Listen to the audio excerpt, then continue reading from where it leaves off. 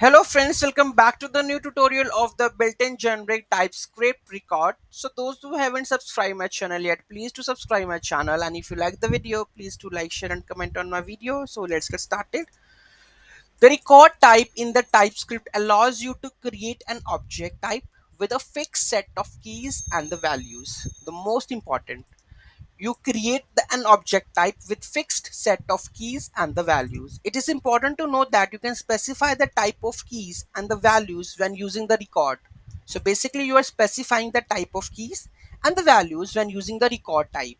For example, you can specify that the keys must be strings and the values must be number. For example, you can see that.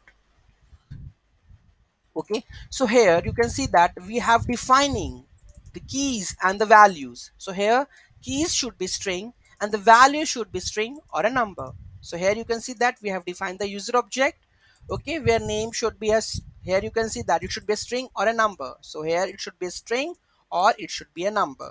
Okay, so this is that one. Another example, here you can see that here we have all of the values are string, right? And the value should be a number. So here we have defined, if you define something else over here, it will throw the error, right? So here you can see that, take an example, we define a fruit type as a string literal of union type containing the three fruits, apple, banana and the orange. We use the record fruit number. Okay, so fruit and the number, the fruit is the type of the string. Okay, so you utility type to create a new type fruit prices, which represents an object where keys must be of the type fruit, that is the fruit names or that is a string, and the values must be of the type number, values that must be a type of number, that are prices.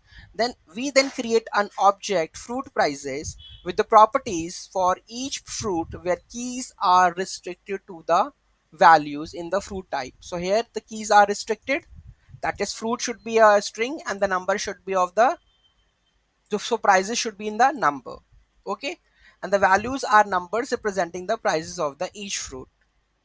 So this is basically the record type utility in the TypeScript. Okay, so any doubt, any query in that, do let me know in the comment section. Thank you so much for watching this video. Have a great day.